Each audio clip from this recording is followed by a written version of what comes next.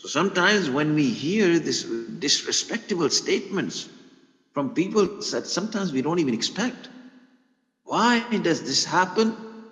A lot of us, we got upset at the person who shows disrespect to us.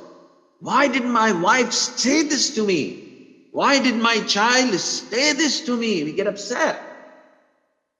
And how dare my employee say this to me? How dare he disrespect me?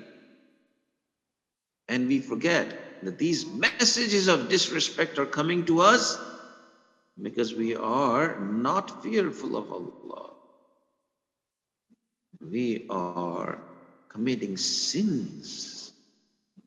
So Allah has said that the most respectable person among you is the one who's more fearful of Allah. The one who stays farther away from sins is the one who's respected by Allah.